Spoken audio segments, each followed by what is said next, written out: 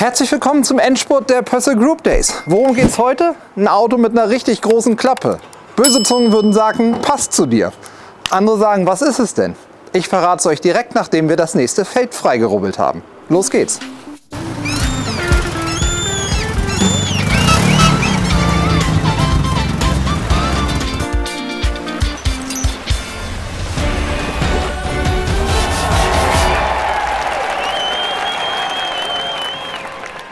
Es ist ein Pössl Road Cruiser Revolution und er hat die große Klappe zurecht. Und da das die absolute Besonderheit dieses Autos ist, na bevor wir da reingucken, Pössl Group Days, letztes Wochenende, was ihr jetzt Zeit habt, bis Montag müssen wir, wenn ihr davon profitieren wollt, bei Pössl unsere Bestellung quasi abgegeben haben. Das heißt, nochmal kurz zusammengefasst, auch wenn ihr es wahrscheinlich schon wisst, wir haben 3.000 € Preisvorteil für quasi alle Fahrzeuge, die bei uns im Bestand sind.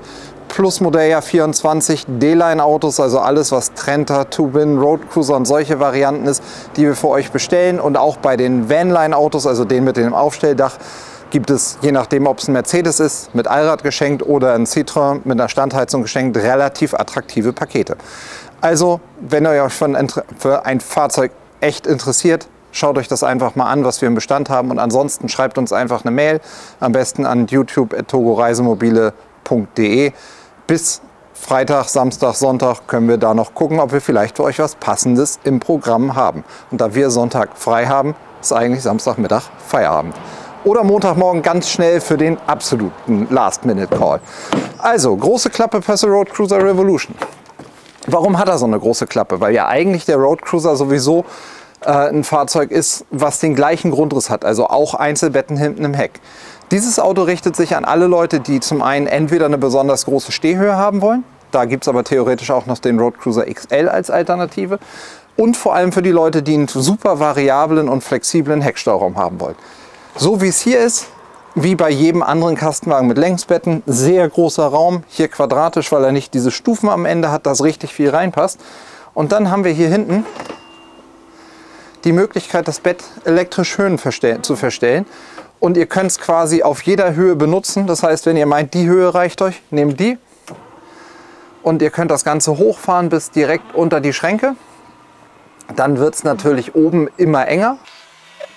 Aber das ist der obere Anschlag. Dann nimmt man einfach nur die beiden gekletterten Ecken hier weg. Und dann könnt ihr halt euer Motorrad, eure Fahrräder, euer Sportgerät nehmen und könnt hier quasi im Stauraum aufrecht hin und her laufen. Aufrecht nicht ganz, aber auf jeden Fall sehr viel besser als unterm Bett. Das ist auf jeden Fall die große Besonderheit an einem Road Cruiser Revolution. Was dieses Auto sonst noch so kann, das gucken wir uns jetzt mal gemeinsam an. Wie bei den anderen Videos, wir wollen es nicht allzu sehr im Detail verlieren. Wenn ihr alle Maße und solche Sachen wissen wollt, schaut euch ein ganzes Video zum Road Cruiser Revolution an. Das haben wir bei uns auf dem Kanal. Das verlinken wir euch oben in der Ecke. Und die Anzeige zu diesem Auto verlinken wir euch jetzt da. Und da. Zwei. So.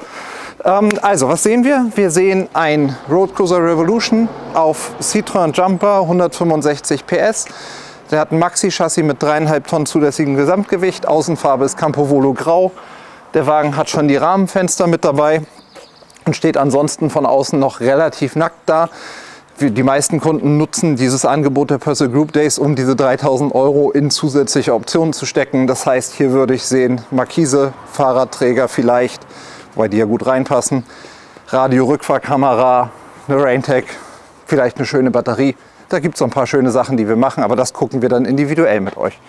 Ansonsten ist ein Revolution natürlich immer ein 6,36 Meter Fahrzeug und die große Klappe kann er haben, weil er auf dem 2,89 hohen H3-Kasten, also quasi den Jumbo-Kasten aufbaut. Und ich finde, wir gucken mal rein, weil dieses Auto seine ganz großen Stärken komplett im Innenraum hat.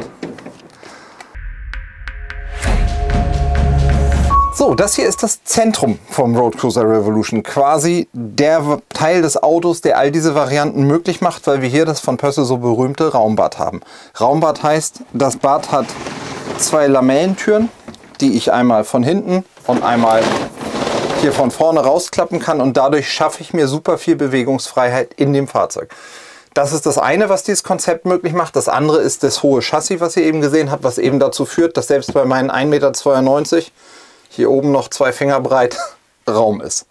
Wie hat man früher mal gesagt, egal. Es ging um Schnapsgetränke. 2 Finger. Oh, warte. Ich krieg's zusammen. Mach mir mal eine gute Mische. 2 Finger Wodka, 5 Finger Bitter Lemon. Oder was es auch immer auf Dorffeten früher zu trinken gab. So, kurze Anekdote dazu, wo ich herkomme. Inzwischen sind wir sehr viel seriöser unterwegs, wie ihr vielleicht gemerkt habt. Genau, durch die Stehhöhe, jetzt bin ich aus dem Konzept. Wir haben hier auf jeden Fall einen super schönen Road Cruiser Revolution und durch dieses Raumbad habt ihr eben die Möglichkeit, die Dusche hier vorne in den Gang zu verlegen. Dadurch kann ich mich auch als großer, kräftiger Mensch vernünftig bewegen. Dadurch habe ich eine wahnsinnig große Beinfreiheit auf der Toilette und habe hier, weil die Nasszelle ein Fenster hat, auch sogar die Möglichkeit, die Duscharmatur nicht nur hier zu benutzen, sondern unterm Strich sie auch dort rauszuziehen und mir draußen wunderbar die Haare zu waschen, dass ich die Dusche im Auto tatsächlich eher als Notlösung nehme.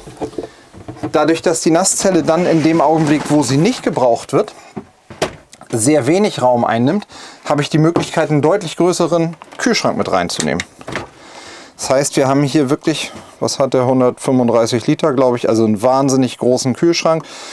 Das ist ein AES-Kühlschrank, das heißt, der wählt automatisch zwischen Strom, also 12 Volt, 230 Volt und Gas, die für euch beste Betriebsart und hat ein rausnehmbares, ist doch rausnehmbar, ne? Ja genau, ein rausnehmbares Gefrierfach und insgesamt einfach ein Kühlschrank, wo echt viel reinpasst. Und oben drüber habe ich sogar noch ein zusätzliches Fach, was man auch wunderbar als Stauraum für Küche und all solche Dinge benutzen kann.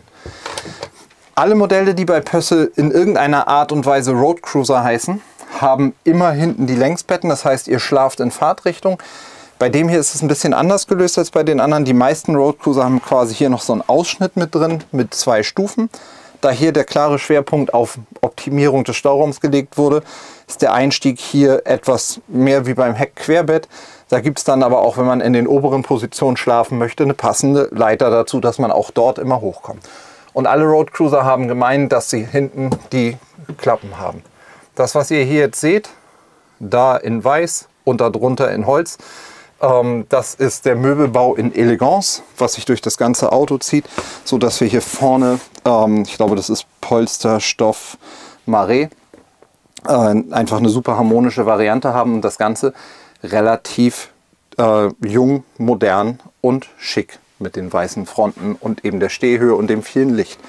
Durch dieses Plus an Stehhöhe gewinnt ihr überall noch zusätzliche offene Ablagen. Und ich hüpfe jetzt mal ganz kurz hier auf den Fahrersitz und schnapp mir mal meinen vorbereiteten Zettel, den ich hier unten habe, um euch noch mal sagen zu können, was wir genau bei diesem Auto haben. Einmal habe ich ja draußen schon gesagt, wir haben 165 PS als Citroën. Wenn es ein Citroën ist, automatisch Handschalter.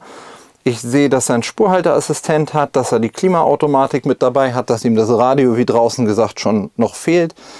Wir haben einen Totenwinkelassistent, das heißt diese kleinen Dreiecke mit im Spiegel mit drin. Wir haben Isofix auf der Sitzbank, dass ihr auch mit der ganzen Familie das Auto benutzen könnt. Den großen Kühlschrank, 133 Liter hat er. Elektropaket für den Aufbau, das heißt wir haben zusätzliche Steckdosen hier, Doppel-USB und 230 Volt und das gleiche im Heckbettbereich nochmal. Und dann, was bei diesem Auto sicherlich eine relativ besondere Variante ist, ist, dass wir eine Truma Dieselheizung mit Elektrounterstützung haben. Das heißt, ihr habt eine Dieselheizung, wenn ihr frei steht, heizt ihr normal über Kraftstoff aus dem Tank, also müsst euch quasi fast nie um Gasflaschen kümmern. Und wenn ihr auf dem Campingplatz oder Stellplatz steht und 230 Volt dran habt, könnt ihr sogar noch Strom anschließen und auch über Strom heizen. Ansonsten haben wir hinten gesehen Isomatten für die Hecktüren, dann haben wir eine Mono-Control-Abwerk mit einbauen lassen. Das heißt, ihr habt die doppelte Absicherung in der Gasanlage, sowohl ein Crash-Sensor, also wenn das Auto eine heftige Erschütterung hat, dass die Gasanlage von alleine zumacht, und auch eine Hochdrucksicherung. Das heißt, wenn der Schlauch von der Flasche zum Regler, zum Druckminderer reißen, platzen, beim Unfall beschädigt werden würde, macht ein Sicherheitsventil direkt an der Flasche zu. So dürft ihr, zumindest in den Ländern, die mir bekannt sind, mit geöffneten Flaschen unterwegs sein. Ja, und dann haben wir das, was wir von draußen gesehen haben, die Rahmenfenster und das zusätzliche Toilettenraumfenster mit dabei. Und was beim Revolution ganz wichtig ist, das zweite Bedienteil fürs Heckbett. Das heißt, wir haben einmal hier vorne im Küchenbereich ein Bedienteil und wenn man von hinten das Bett hoch und runter stellen will, eben noch ein zweites.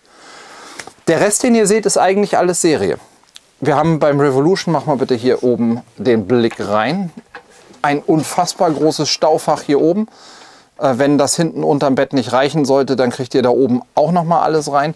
Und wir haben halt insgesamt ein super schönes Raumgefühl, was wir hier haben, in dem man einfach großzügig hier am Tisch sitzen kann. Ich klappe das mal mit aus. Auch dieser Wagen hat natürlich den sogenannten Alternativtisch mit dabei, dass auch wenn auf dem Beifahrersitz mal Besuch da ist oder einer mit dem Computer arbeiten will und der andere irgendwie ein Rätsel lösen will oder macht eigentlich noch jemand Kreuzworträtsel?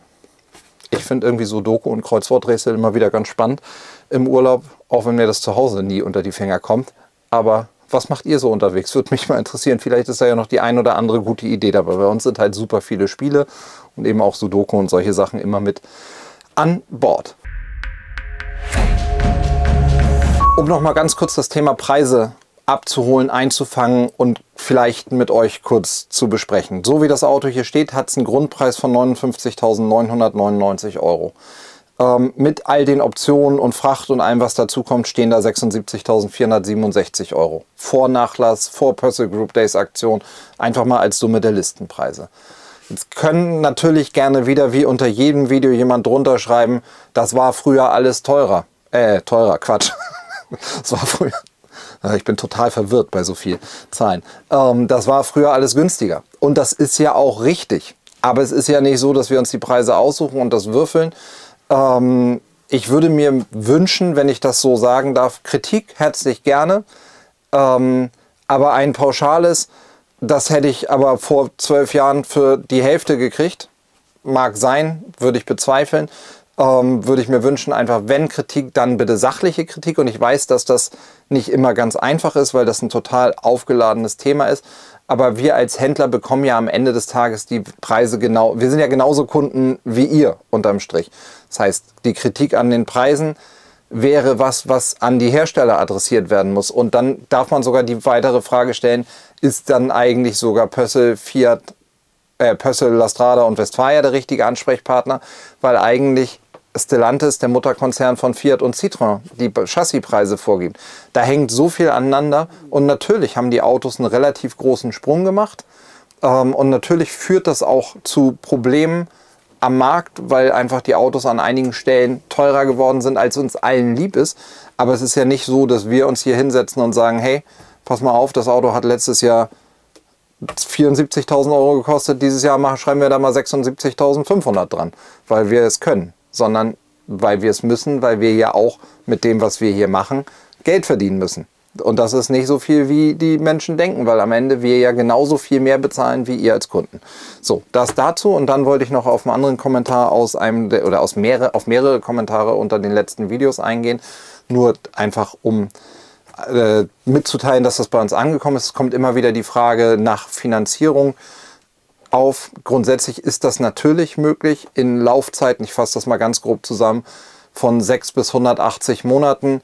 Was davon Sinn macht, ist dann wieder eine zweite Baustelle, aber da beraten wir unsere Kunden sehr offen. Ich kann mir nicht vorstellen, dass es sinnvoll ist, ein Freizeitobjekt mit 180 Monaten Laufzeit zu finanzieren, nur um eine niedrige Rate zu haben. Da wäre meine Empfehlung dann ganz klar, lieber auf ein gebrauchtes Fahrzeug zurückzugreifen. Fakt ist aber, dass wir Finanzierung anbieten können von 0% Anzahlung bis 95% Anzahlung, von einem halben Jahr Laufzeit bis zu 180 Monaten mit unterschiedlichsten Absicherungsvarianten. Wir werden da sicherlich zum Sommer hin nochmal ein umfangreicheres Video zu machen, weil die Frage relativ häufig kommt, dass ihr nur einfach wisst, es muss nicht alles Cash auf dem Tisch liegen, wenn die Autos abgeholt werden. Das ist erstaunlich häufig, ist das der Fall. Aber unterm Strich wäre es kein Problem, auch einen Teil oder einen großen Teil des Autos über eine Finanzierung abzuwickeln. Das besprechen wir aber mit jedem Kunden individuell und das hat in meinen Augen nicht so viel mit uns als YouTube-Kanal zu tun, weil wir euch ja die Autos präsentieren wollen. Aber das ist natürlich am Ende, auch wenn ich uns als Händler angucke, auch ein Teil unserer Aufgabe, euch ein Angebot für die Versicherung zu machen, euch ein Finanzierungsangebot zu machen, wenn das gewünscht ist. Und da holen wir euch dann gerne ab und stimmen für das jeweilige Auto, wenn wir wissen, was das Auto kostet, was ihr haben wollt, unterbreiten wir euch dann gerne ein Finanzierungsangebot, dass ihr ein Gesamtpaket habt, wie ihr das darstellen könnt für euch.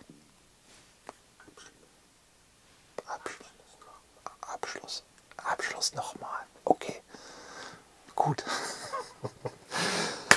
Ja, wenn wir das jetzt auch geklärt haben, freut es mich, dass ihr bis hierhin das Video geguckt habt.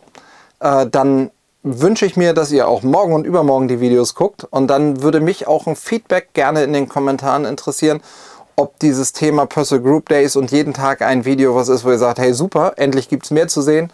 Oder ob ihr sagt, oh, endlich ist die Woche vorbei und dann kommen wir wieder im selteneren Rhythmus. Also schreibt das gerne mal in die Kommentare, ob wir das in Zukunft so machen sollen. Öfter mal eine Woche intensiv auf ein Thema eingehen. Ich bedanke erstmal mich fürs Zusehen heute und freue mich auf jeden Fall auf euch im nächsten Video. Erstmal schöne Grüße aus Stove und bis bald.